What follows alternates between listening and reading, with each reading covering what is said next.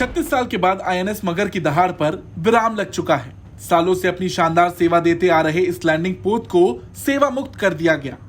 यह भारतीय नौसेना का सबसे पुराना लैंडिंग पोत है और कई ऐतिहासिक मिशन में इसने भाग लिया।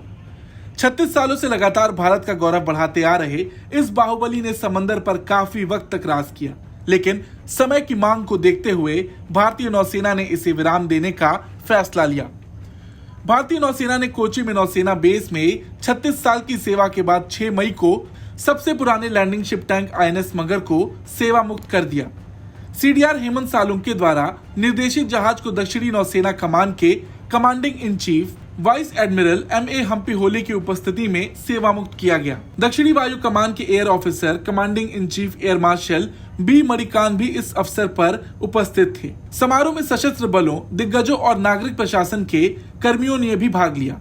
इस कार्यक्रम के दौरान जहाज की टाइमलाइन और विशेष डाक कवर भी जारी किया गया। 36 सालों से लगातार आईएनएस मगर कई ऐतिहासिक मिशनों का हिस्सा रहा। आईएनएस मगर को 16 नवंबर 1984 में लॉन्च किया गया था और 18 जुलाई 1987 को garden reach shipyard and engineers limited Kolkata में सेवा में शामिल किया गया था। तब से आईएनएस मगर ने समुद्र सेतु समेत कई अभियानों, अभ्यासों और मानवीय मिशनों में भाग लिया। यहाँ तक कि जब दुनिया कोविड-19 महामारी से जूझ रही थी, तब भी आईएनएस मगर ने अहम भूमिका निभाई थी। उस दौरान दुनिया के विभिन्न हिस्सों से 4000 से अधिक भारतीयों को स्वदेश वापस लाने के अभियान में भी ये पोत शामिल था। इसकी जितनी तारीफ की जाए उतनी कम है। इस जहाज को 5500 से अधिक जीआरटी के साथ भारतीय नौसेना का पहला स्वदेशी जहाज और LSTL वर्ग का पहला जहाज होने का अनूठा गौरव प्राप्त है।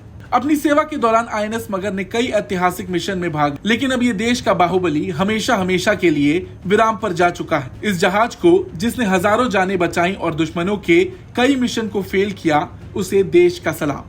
ब्यूरो रिपोर्ट, भारत तक।